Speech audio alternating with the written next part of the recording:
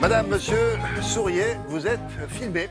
Pourquoi je vous dis ça? Parce que c'est parti pour un voyage en haute définition, s'il vous plaît, consacré à la vidéosurveillance. Vous allez voir que ça ne s'appelle pas partout comme ça.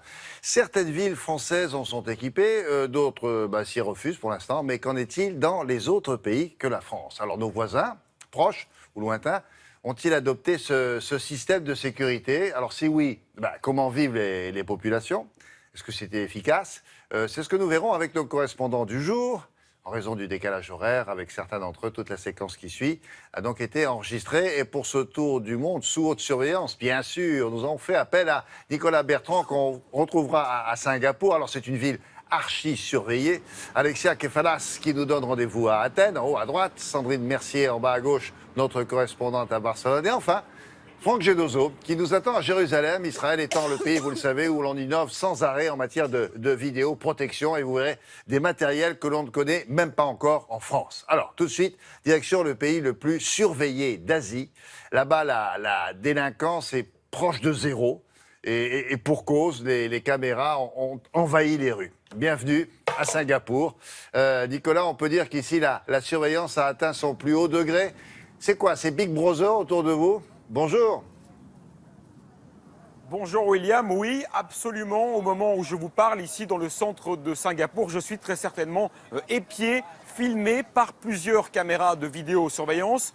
Dans l'hôtel où je suis descendu, il y a également très certainement des dizaines de caméras de vidéosurveillance. Et puis le taxi qui m'a amené ici était lui aussi équipé à coup sûr de une ou plusieurs caméras de vidéosurveillance à Singapour. Tout est filmé, tout est enregistré de manière très discrète. Ces vidéos vont ensuite servir à aider la police à résoudre des enquêtes. Et je ne parle pas uniquement des crimes les plus importants, mais aussi de tous les petits délits du quotidien. Par exemple, si vous jetez un chewing-gum par terre et que vous êtes filmé, vous serez ici à coup sûr condamné. Il y a ce cas resté célèbre en 2015. Des riverains se plaignaient de retrouver des mégots de cigarettes sur leur trottoir. La police n'a pas hésité, elle a installé un dispositif de caméra et au bout de l'enquête, un homme a été arrêté pour avoir jeté 34 mégots de cigarettes depuis son balcon. Il a été condamné à payer 11 000 € d'amende et à plusieurs heures de travail d'intérêt général. Ça ne rigole pas. Il y a aussi bien sûr tous les problèmes liés aux libertés individuelles, mais cela, on en reparlera. Regardez tout de suite ce reportage réalisé avec Thomas Donzel au cœur du dispositif de la police de Singapour. Voilà de dangereux individus pris en flagrant délit. Ici, une femme dérobe une paire de chaussures de sport sur le palier de ses voisins. Là, c'est un jeune délinquant qui urine dans la cage d'escalier de l'immeuble. La police de Singapour a l'œil partout. Pas seulement dans la rue, mais dans les halls d'immeubles, cours et escaliers. Tous les recoins sont filmés. Le superintendant Alvin Lim a mis au point ce système de vidéosurveillance. 62 000 caméras ont été installées aux endroits stratégiques, dans les parties communes de 10 000 résidences et parkings de la cité-État. Les caméras sont installées à tous les points d'entrée et de sortie des bâtiments. Là, vous pouvez voir que la caméra fait face aux ascenseurs. Nous pouvons donc savoir à tout moment qui monte ou qui descend. Ici, nous avons installé la caméra de façon à ce qu'elle soit directement face au garage à vélo. Et les enregistrements de cette caméra ont permis de résoudre de nombreuses affaires de vol de vélo. Ces enregistrements ont ainsi aidé à résoudre plus de 1600 affaires l'année dernière. Un atout pour une ville qui est déjà l'une des plus sûres au monde. À Singapour, les cambriolages sont au plus bas depuis 30 ans. Sur toute l'année 2016, seulement 62 victimes de pickpocket ont été recensées pour une ville de plus de 5 millions d'habitants. Pour tester cette incomparable sécurité, nous allons nous livrer à une petite expérience grâce à ce Français expatrié. Alexandre Biotto s'installe à cette terrasse de café, laisse téléphone, lunettes de soleil et portefeuille bien en vue et sans surveillance pendant plusieurs minutes. Personne ne s'y intéresse, sauf quand ses lunettes vont glisser de la table. Sa voisine va alors les remettre à leur place. Laisser ses effets personnels sans surveillance, de nouvelles habitudes pour notre Français. Et à Paris, vous le faisiez aussi? Non, à Paris, je ne le faisais pas. Non. Je faisais beaucoup plus attention à mes affaires. C'est souvent assez rassurant lorsqu'on laisse ses enfants, par exemple, jouer tout seul On a l'impression que quelqu'un va surveiller un peu ce qui se passe à notre place, quoi. En plus des caméras, les habitants sont les yeux de la police partout dans la ville. Accompagnés aujourd'hui de leurs députés, ces patrouilleurs font le tour de leur bloc d'immeubles. Et le moins que l'on puisse dire, c'est qu'ici, la vidéosurveillance n'est pas remise en cause. Qu'est-ce que vous pensez des caméras installées dans la résidence? Il en faudrait plus, surtout là où les personnes âgées ont l'habitude de se retrouver. Mais avant les caméras, il y avait beaucoup de crimes ici? Non, pas beaucoup, ça a toujours été très bas. La recherche de sécurité peut sembler obsessionnelle dans cette bulle de tranquillité qu'est Singapour.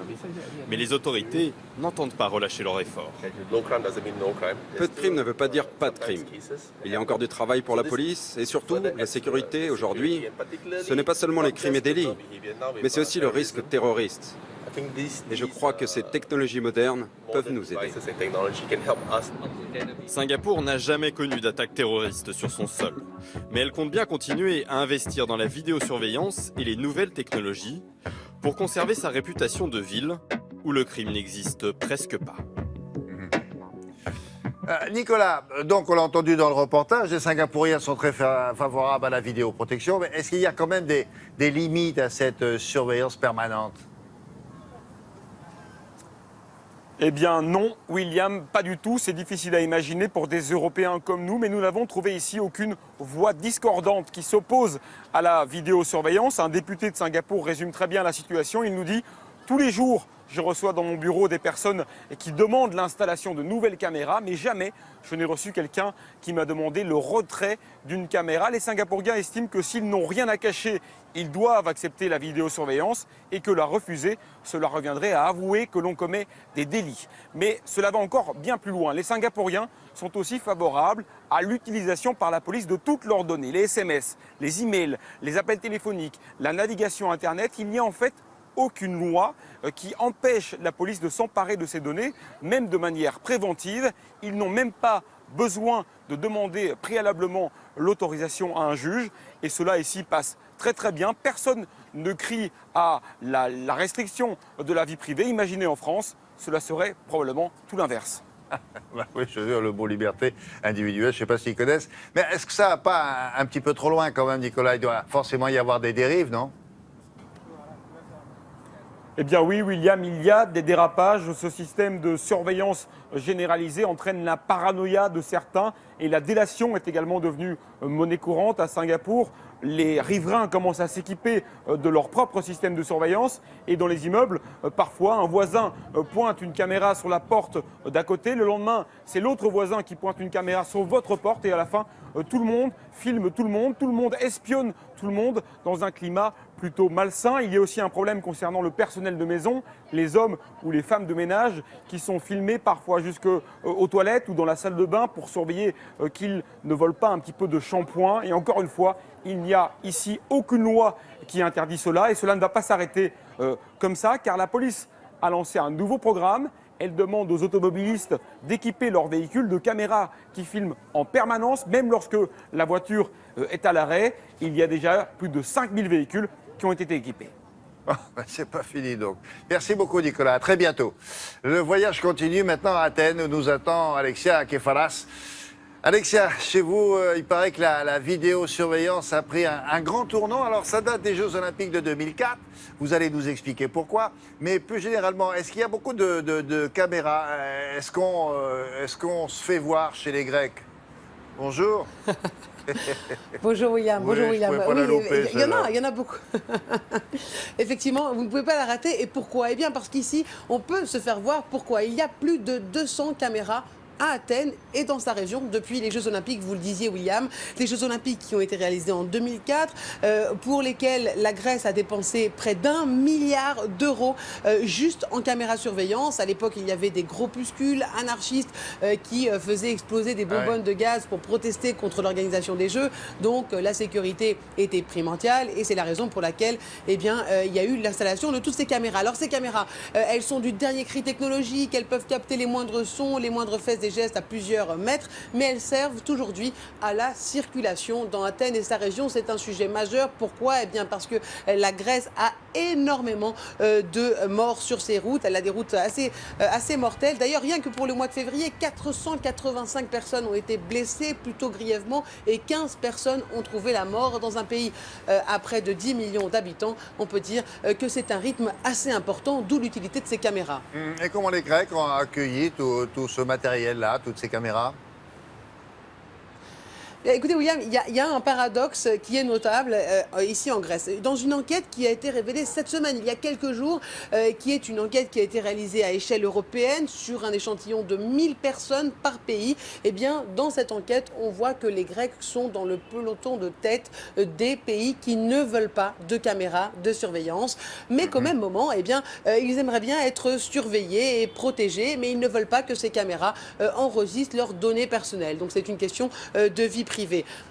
Au même moment, bien entendu, ces mêmes Grecs voudraient bien retrouver les bandes quand il y a eu un accident de la route ou encore une bagarre dans les transports en commun. Alors les professeurs expliquent cela en disant que bien l'idéal pour les Grecs, ce serait d'avoir éventuellement quelqu'un posté derrière une caméra, un peu comme le Big Brother, qui les surveille toute la journée, une forme de protection, mais qu'au même moment, eh bien, il n'y ait pas de bande pour enregistrer tout ce qui se passe donc, dans leur ville. C'est une question donc, de données personnelles. Il y a plusieurs explications à ce paradoxe grec, des explications justement qu'on va pouvoir voir, mais aussi un secret qui explique pourquoi les Grecs ne protestent pas, en tout cas pas beaucoup, contre la mise en place de caméras dans la ville. Je vous invite à voir tout cela dans ce sujet que nous avons réalisé avec Aris Katsianis, William.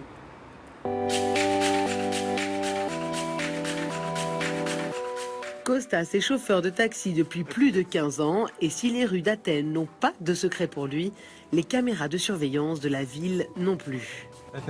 J'ai un programme sur mon GPS qui me prévient à chaque fois qu'il y a une caméra. Il les voit toutes et m'alerte immédiatement. Vous vous approchez d'un radar de vitesse. Vous vous approchez d'une caméra de surveillance. Je pense que la police ne devrait pas être cachée derrière un écran pour contrôler nos excès de vitesse. Elle devrait être visible, avec ou sans caméra, mais présente pour nous inciter à ne pas appuyer sur le champignon. Pour qu'on ait peur, c'est mieux que de jouer à cache-cache. Le GPS a beau l'alerter toutes les 5 minutes, Costa n'est pas très inquiet. Là-haut, c'est une caméra de surveillance, mais elle ne marche pas. Celle-là non plus. Pour mieux comprendre le fonctionnement ou pas de ces caméras, nous nous sommes rendus dans la salle de contrôle des caméras de surveillance de la police d'Athènes. Ici, nous avons un écran qui nous montre ce qui se passe dans le centre d'Athènes et dans toute la région de l'Attique. Nous intervenons en cas de besoin. Nous l'utilisons aussi sur demande du juge pendant les manifestations. Derrière, c'est la grande salle des écrans de police. Une police qui se démène avec les moyens du bord. Nous possédons 208 caméras depuis 2004. La plupart fonctionnent correctement, mais d'autres sont en panne ou en réparation. Sauf que l'entretien peut prendre des mois dans un pays qui sombre dans une crise économique sans précédent.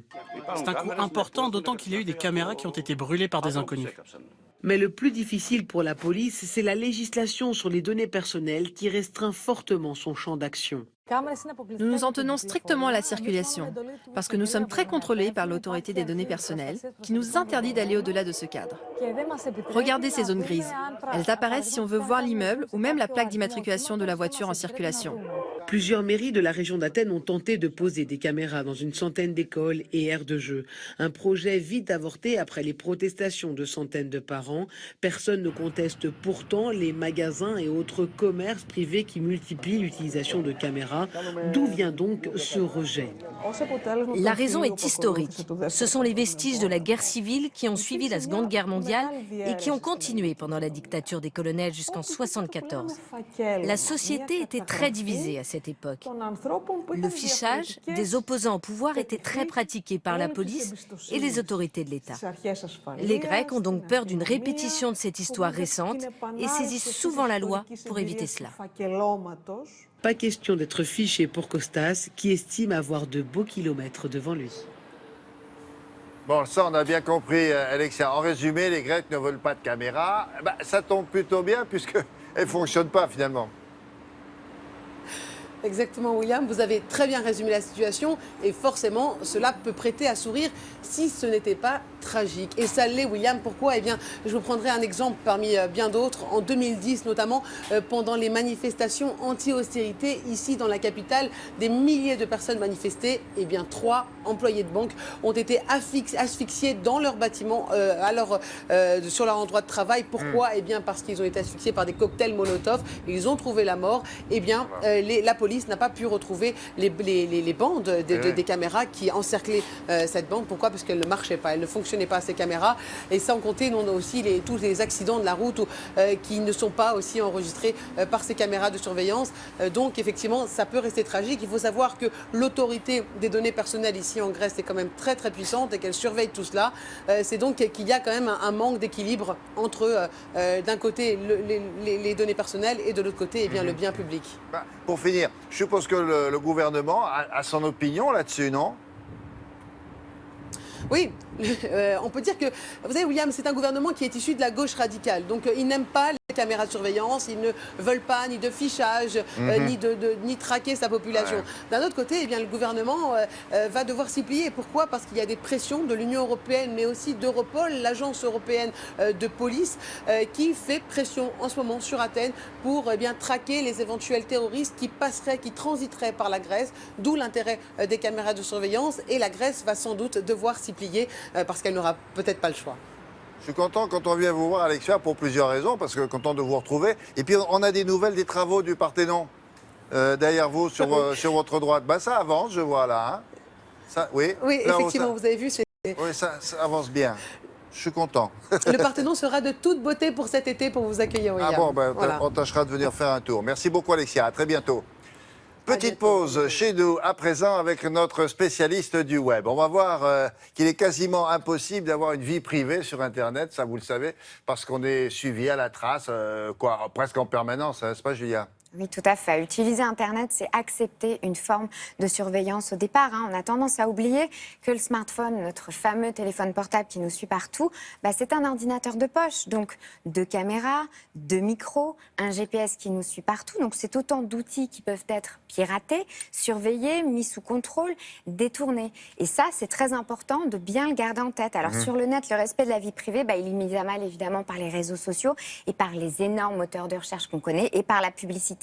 Les données personnelles sont le socle des géants du web. Par exemple, regardez, si on s'intéresse aux paramètres ou à tout ce qui se passe, les conditions d'utilisation de Facebook, il suffit de lire pour comprendre que le site requiert pour fonctionner nos photos, nos contacts, notre historique de SMS, nos positions GPS. Et sur Google, c'est pareil. Rendez-vous compte, le nombre de recherches que vous faites, ça va puiser dans un volume de données étonnante. Et puis, vous avez Gmail via Google, il y a tous vos mails, vos pièces jointes. Et puis, Google, c'est aussi Google Maps, donc vos données de localisation. Ouais. C'est absolument énorme. Et tout ça va être ciblé et recueilli à des bases, par exemple, de publicité. C'est comme ça que vous allez vous retrouver. Alors, mais qui le fait, ça? C'est les gens de chez Google. Ensuite, ces informations-là... Google, Amazon, Facebook, tous ces géants du web que vous utilisez. Et ils vendent ensuite ces informations? Enfin, ils les mettent à disposition. Ils les mettent à disposition sur Internet, mais si même eux seuls les utilisent, c'est déjà énorme, puisqu'il n'y a rien que vous fassiez aujourd'hui quasiment sans Google. Alors après, vous avez aussi la surveillance de l'État. Là, c'est encore autre chose qu'en France, 80% des sondés considèrent que leurs activités en ligne sont probablement surveillées. Et visiblement, 77% de ces mêmes gens trouvent que c'est plutôt normal. Ils se sentent en sécurité via cet espionnage-là. Donc, en ce qui concerne l'État, on est un peu entre deux parce que 70% aussi des internautes savent qu'ils sont surveillés, mais ils n'ont pas du tout l'intention de changer leurs habitudes sur Internet. Ouais. Et si on veut reprendre le contrôle de ces données personnelles, on fait quoi? Comment? Alors, il y a des outils. Internet, c'est le problème et en même temps souvent la solution, comme on en parle régulièrement. Comment reprendre le contrôle de vos données personnelles? Déjà, savoir que c'est possible. C'est déjà très important. Google a lancé une page qui s'appelle About Me, sur laquelle il va vous aider à prendre connaissance de vos données personnelles et à apprendre à les protéger. Vous avez une application qui est très très bien, qui va vous protéger des cookies. Les cookies, c'est tout ce qui fait qu'il y a de la publicité ciblée sur votre ordinateur. Et bien, grâce à cette appli, tous vos démarches sur Internet vont être protégées. Et puis, vous avez aussi beaucoup d'articles comme celui-ci qui vont vous aider si vous pensez que vous êtes surveillé, piraté via votre téléphone portable, justement. Bon, très bien. Merci beaucoup, Julia. Allez, pour la suite du périple, vamos a España. Sandrine, qui nous attend là-bas? Il paraît que les villes espagnoles sont comme des êtres humains, c'est-à-dire qu'elles voient tout, elles entendent tout, Ça fait un peu peur, ça. Hein. Bonjour. Bonjour William. Effectivement, certaines villes espagnoles ont des yeux et des oreilles. Mais nous ne sommes pas dans la science-fiction, on appelle cela des villes intelligentes. Et Santander, au nord de l'Espagne, 180 000 habitants, incarne cette ville du futur. Elle a été choisie par la Commission européenne pour être le premier laboratoire vivant au monde. Une ville qui sait où vous allez et ce dont vous avez besoin. À Santander, se garer n'est donc plus un casse-tête. Démonstration avec Juan. J'utilise une application pour savoir où sont les places disponibles. Et ensuite, je paye avec mon téléphone. Je choisis combien de temps je vais rester. L'appli me dit combien ça va me coûter. Moi, je reste par exemple jusqu'à 18h10. Je valide et c'est bon. Et là, je sais que je suis couvert jusqu'à 18h10. Une autre application développée ici a changé le quotidien des 180 000 habitants. Dans ses bureaux, Puerto termine sa journée de travail.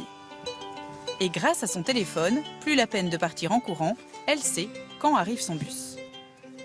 Le prochain bus est dans 8 minutes et le suivant dans 28. Comme ça, je sais exactement combien de temps je dois attendre. C'est simple, je pars la minute avant et je monte dans le bus. C'est pratique? Oui, c'est fabuleux. Puerto peut donc se diriger tranquillement vers l'arrêt de bus. Le voilà, c'est le bon.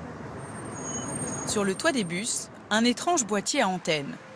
Il géolocalise le véhicule en temps réel. Un peu partout dans la ville, 1600 capteurs récoltent des millions d'informations. Des données qui sont traitées ici, à l'université de Santander. Les capteurs permettent de connaître la température, la luminosité, la pollution au CO2 et même le bruit. Des capteurs partout, sur les murs, sous le bitume et même jusque dans les poubelles. Le capteur est juste là, regardez. Il sert à mesurer la capacité du conteneur. Quand il est plein, ça envoie une alerte à la centrale. On sait si le conteneur est rempli au quart, à la moitié ou vide. Un ramassage d'ordures sur mesure qui permet à Santander de réduire aussi sa consommation de carburant. Et la municipalité ne compte pas s'arrêter là. Madame la maire espère bientôt diriger la première ville au monde où chaque incident serait géré de façon entièrement automatique. Si un capteur détecte une inondation, on peut imaginer que le réseau de feux de circulation passe automatiquement au orange la nuit, que la puissance des lampadaires augmente elle aussi automatiquement pour que les piétons ne marchent pas dans l'eau et que les services d'urgence reçoivent tout de suite une alerte pour qu'ils interviennent. Aujourd'hui, Santander est devenu un exemple pour d'autres métropoles européennes. Une station balnéaire tout en haut de la vague. Merci beaucoup, Sandrine. À très bientôt. Au revoir. Retourne dans l'Hexagone maintenant, avec Laura du web, alias Laura Tedouji, la plus connectée d'entre nous. On va voir à quoi ressemble la vidéosurveillance à la française. Pour commencer, on dit bien vidéosurveillance ou pas? Non, alors on ne dit plus vidéosurveillance depuis 2011. Depuis la loi LOPSI 2, on dit vidéoprotection. Parce que vidéosurveillance, ça faisait un peu Big Brother. Ouais. C'était un peu anxiogène comme terme. Donc le but, c'est de protéger. Donc on dit vidéoprotection. Mais aujourd'hui, tout le monde dit quand même vidéosurveillance dans le langage commun. Ici, sur ce plateau, on m'a parlé de vidéosurveillance et pas de vidéoprotection. Donc il y a encore du travail à faire. On en est resté à ça. Ouais. Et alors, si on prend historiquement l'histoire de la vidéosurveillance, parce que là, il s'agit vraiment de surveillance, ça remonte à 39-40, Deuxième Guerre mondiale. Les Allemands veulent être sûrs de bien toucher leur cible, donc ils font appel à la vidéosurveillance. C'est les premières caméras qui seront installées pour être sûrs de bien toucher la cible et d'avoir bien touché sa cible. Alors, quel est l'état des lieux aujourd'hui ? Alors aujourd'hui, en France, un petit point quand même sur la France, c'est dans les années vraiment 2000 qu'il y a une explosion des caméras dans les villes, puisque Nicolas Sarkozy, à l'époque ministre de l'Intérieur, crée une subvention pour permettre aux villes de s'équiper. Donc c'est là où il y a le boom des... Parce qu'en 99, il y a 60 villes en France qui sont équipées. Et en 2014, 2400 communes sont équipées. Voilà. Et donc le top 5 des villes, c'est Nice, Nîmes, Avignon, Orléans et Strasbourg. Et quelle est la réglementation? Car il y en a une, bien sûr. Il y en a une, il y en a même deux. parce qu'il y a deux types de caméras. Il y a les caméras qu'on fixe sur la voie publique, qui sont donc régies par la loi du 21 janvier 1995.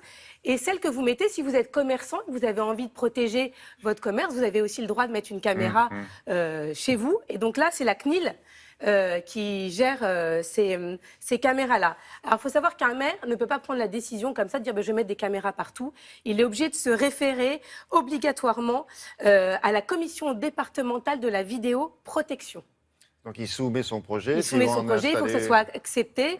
Et ensuite, il est obligé d'informer les riverains et de leur dire attention, vous êtes surveillés. Donc il y a des panneaux informatifs qui vous précisent que vous pouvez être sous vidéosurveillance et qui vous donnent aussi les coordonnées si jamais vous aviez besoin de faire une réclamation ou de récupérer certaines images. Et ensuite, chose très importante, il y a des agents qui vont surveiller et visionner toutes ces caméras. Et vous avez la possibilité de zoomer dans la rue. Mais interdiction de zoomer sur les balcons des immeubles. Par exemple, vous voyez une femme en maillot de bain. Ça, c'est pas possible. Immédiatement, c'est flouté. Vous n'avez pas le droit d'aller espionner. Est-ce que toutes ces caméras ont été installées dans un seul et même but? Non, il y a plusieurs objectifs. Bien sûr, la sécurité publique, on lutte contre la délinquance, au moins on essaye d'avoir un effet dissuasif grâce à ces caméras. Et s'il y a un délit, un vol, un crime de commis, on peut aussi avoir des preuves tangibles et retrouver des indices grâce à ces caméras, mais c'est pas tout. C'est valable vis-à-vis de la justice, c'est ça qu'on veut c'est dire. C'est valable bien sûr vis-à-vis de la justice. Et de toute façon, la police municipale toute seule ne peut pas se servir de ces images. Elle est obligée de voir ça avec la police nationale. Ensuite, vous avez la sécurité civile. Vous avez une inondation, vous avez un feu. Les pompiers se servent de ces mêmes caméras pour pouvoir savoir de quel type de feu il s'agit et quel matériel il faut transporter sur place. Et enfin, la sécurité routière, pour voir les pannes, les embouteillages, mais pas que, puisque aujourd'hui, William, et ça n'en déplaise aux automobilistes, on est surveillé même quand on stationne mal. Il m'est même arrivé, moi-même, d'avoir un PV. Je me suis dit, mais je n'ai pas vu de policier. Je surveillais ma voiture. Eh bien non, c'était en me garant, il y avait une caméra au-dessus. Vous saviez que vous étiez mal garé quand même. Je savais que j'étais mal garé, mais je pensais surveiller. Si jamais il y a un flic qui arrive, voilà. Exactement, courir. Mais maintenant, c'est plus possible, parce qu'il y a la verbalisation par vidéosurveillance. Ah là là là là. Bon, alors, je suppose que les caméras, du coup, sont de plus en plus performantes. Oui, ça évolue très très vite. Donc maintenant, les caméras sont reliées à des logiciels qui peuvent vous avertir s'il y a une présence. Imaginez, vous voulez protéger un parc et être sûr que personne ne se présente dans ce parc. Il y a des reconnaissances thermiques et donc on vous avertit s'il y a des personnes qui pénètrent dans le parc. Ou par exemple, s'il y a plus de 10 personnes à un endroit, vous pouvez aussi régler le logiciel en fonction. Et les caméras peuvent vous dire également si elles sont réceptives au bruit. Vous entendez un coup de feu, la caméra déclenche une alarme.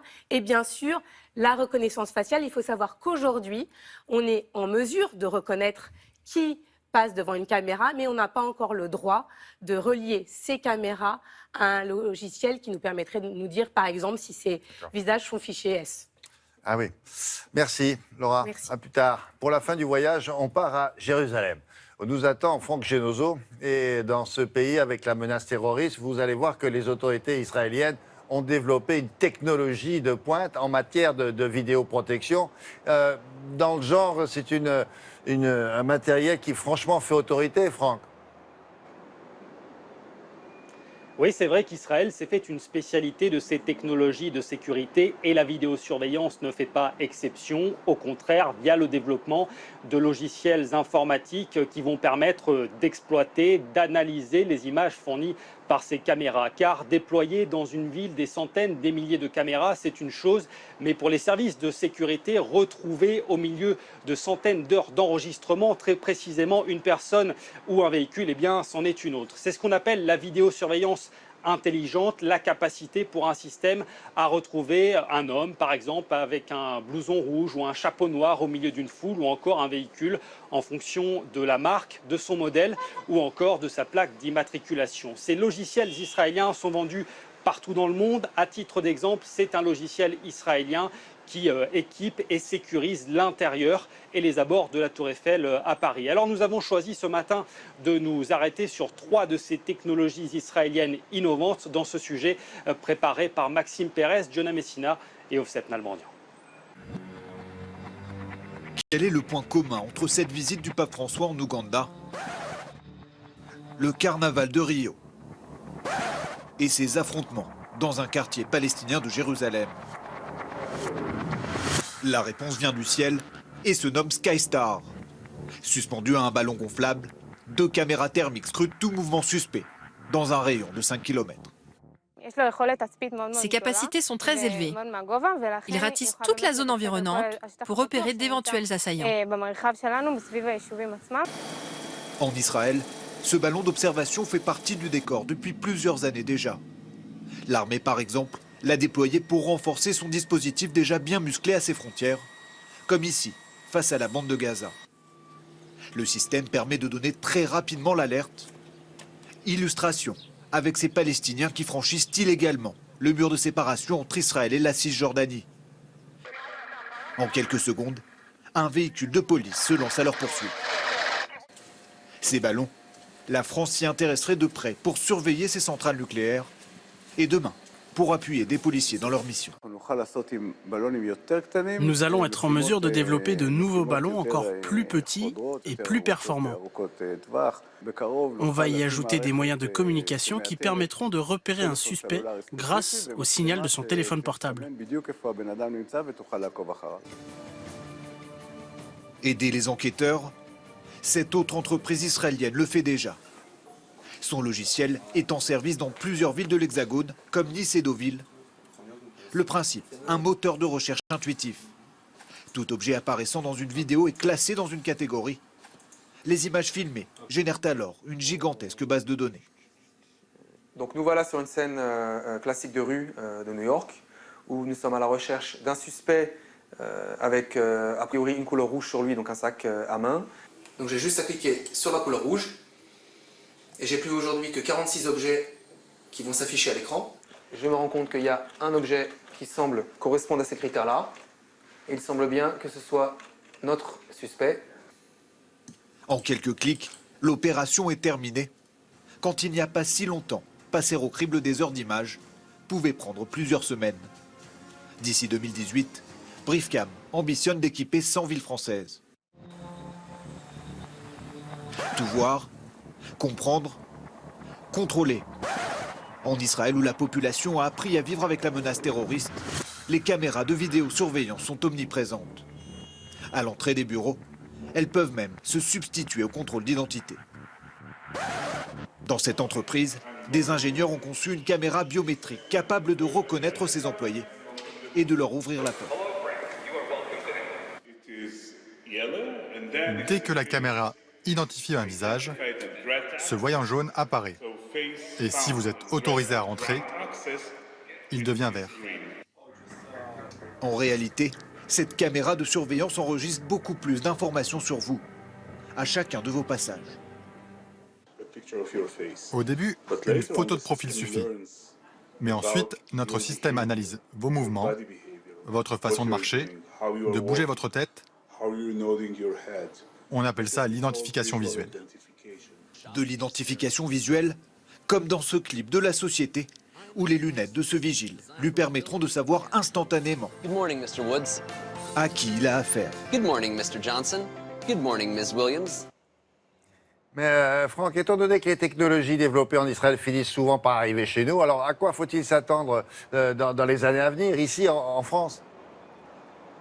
Eh bien, dans un futur proche, les caméras seront de plus en plus intelligentes et je vais vous donner, William, un exemple très précis. Si vous passez tous les matins devant la même caméra de vidéosurveillance qui reconnaît votre visage, eh bien, cette caméra, progressivement, emmagasinera de nouveaux détails sur vous et sur votre personnalité, la façon dont vous positionnez votre visage, la façon que vous avez de vous habiller, de vous comporter, votre langage corporel, votre démarche, à tel point qu'à un certain moment, la caméra sera capable, même si vous arrivez avec une capuche sur la tête ou avec un casque, de se dire « tiens, ça, c'est William ». C'est ce qu'on appelle le machine learning en anglais, la capacité pour un système à s'auto-instruire, à apprendre de nouveaux détails et à les utiliser. Alors cela fera peut-être le bonheur d'un certain nombre de services de police et d'autres verront sans doute avec beaucoup d'anxiété arriver ce monde dans lequel William, il sera bien difficile de se cacher.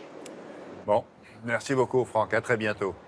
Madame, monsieur, on met les caméras sur off maintenant. L'émission touche à sa fin. Merci à nos 4 correspondants de nous avoir éclairés sur la place de la vidéoprotection aux 4 coins du monde. Et la semaine prochaine, on parlera politique. Oui, mais chez les jeunes.